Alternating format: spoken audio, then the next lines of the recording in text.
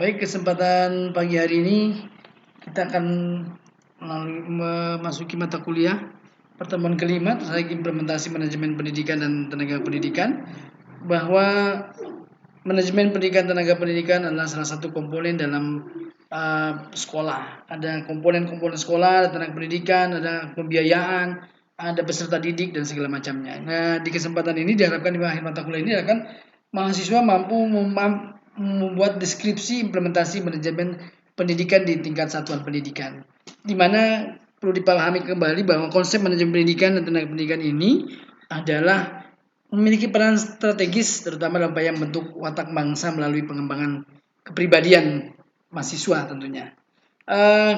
Perlu dipahami bahwa manajemen ini dari kata manage bahasa Inggris, di mana artinya mengatur dan melakukan pengelolaan tentunya. Menurut Undang-Undang Sisdiknas nomor 20 tahun 2003 pada pasal 1 ayat 5 dan 6 bahwa dijelaskan bahwa tenaga kependidikan itu adalah orang atau anggota masyarakat yang mengabdikan diri dalam rangka untuk menunjang penyelenggaraan pendidikan. Sedangkan tenaga pendidik adalah tenaga kependidikan yang memiliki kualifikasi sebagai guru, dosen, konselor, yang minimal sekarang ada sebagai tenaga pendidik persyaratan adalah minimal S1 tenaga pendidikan ya. Selanjutnya konsep manajemen pendidikan ini, jadi manajemen pendidikan dan pendidikan adalah aktivitas yang harus dilakukan melalui tenaga pendidik dan pendidikan masuk ke dalam organisasi pendidik sampai akhirnya berhenti. Ya, ada proses-proses yang dilalui. Tadi sudah saya jelaskan bahwa ini adalah bentuk pemahaman definisi tenaga pendidik dan tenaga kependidikan. Selanjutnya, mengapa ini perlu diberikan? Karena apa? Karena tenaga pendidik dan tenaga pendidikan merupakan unsur terpenting. Ya, oleh karena itu harus dipahami secara detail dan secara mendalam. Yang kedua adalah karena tidak meratanya dalam penyebaran tenaga pendidik dan kependidikan, sehingga diharapkan dengan adanya manajemen pengelolaan ini bisa merata dalam penyebarannya. Yang ketiga adalah rendahnya kemampuan profesional, sehingga perlu dilakukan pembinaan, pengelolaan yang baik gitu ya. Baik di sisi kemampuan sosial, kemampuan profesionalisme, kemampuan kepribadian dan kemampuan yang lainnya yang harus dikembangkan secara profesional. Yang keempat, mengapa ini perlu diperlukan?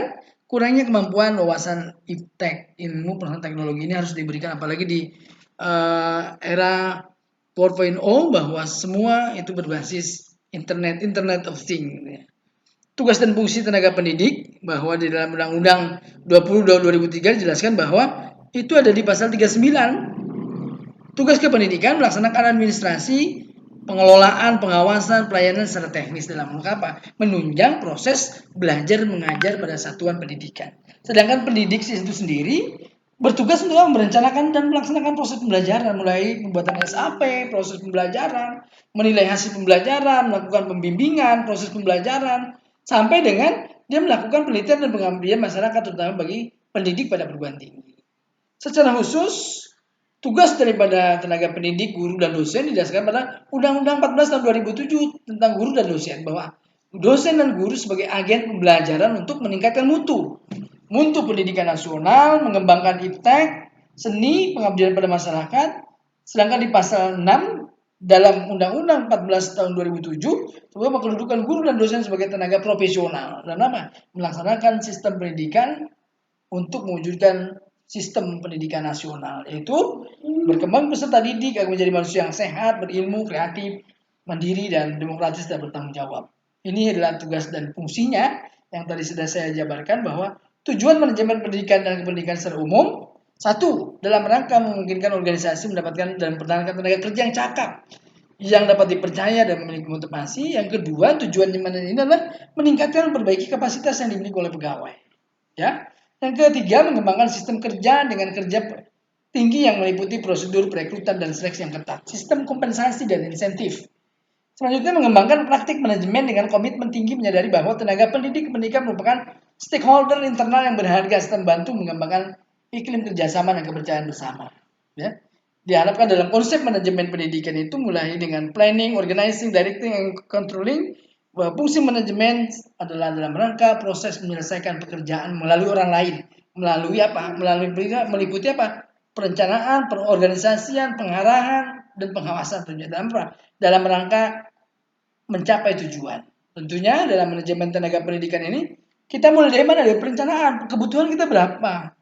Terus pengrekrutan melalui apa? Melalui asesmen, ya, asesmen tes segala macam. Terus baru penetapan calon yang diterima, berapa berdasarkan kebutuhan yang kita terima. Setelah itu baru melakukan pembinaan dan pengembangan. Pembinaan ini bagi tenaga pengajar yang baru, pengembangan ini bagi dosen-dosen yang sudah lama untuk mengabdi, dan baru di situ ada asesmen. Ya, asesmen. Setelah asesmen baru akan memberikan kompensasi bagi tenaga pendidik mengenai sertifikasi guru, sertifikasi dosen, sampai dengan terakhir adalah pemberhentian.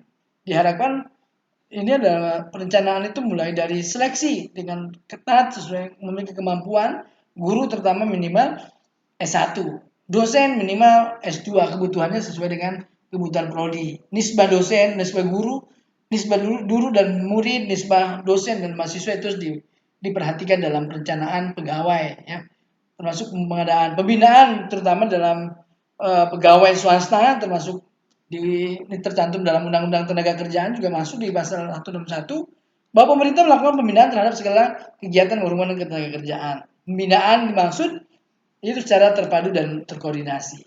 Di dalam 162 di pasal Undang-Undang Tenaga Kerjaan bahwa pembinaan ini diwujudkan dalam rangka mewujudkan perencanaan tenaga kerja dan informasi ketenaga kerjaan. Yang kedua, mendaya gunakan tenaga kerja secara optimal, ya. Pembinaan, promosi, ya, dan mutasi tentunya ini adalah siklus daripada pegawaian. Selanjutnya pemberhentian pegawai adalah pemutusan hubungan kerja baik untuk sementara maupun untuk selamanya yang dilakukan oleh perusahaan maupun yang lainnya.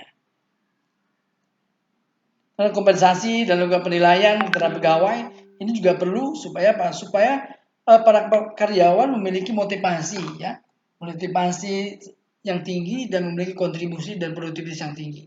Demikian tutorial pada pagi hari ini terkait dengan manajemen tenaga pendidik dan kependidikan.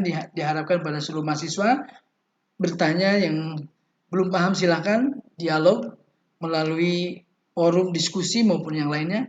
Mudah-mudahan menambah hasanah keilmuan bagi saya dan seluruh mahasiswa. Terima kasih. Assalamualaikum warahmatullahi wabarakatuh.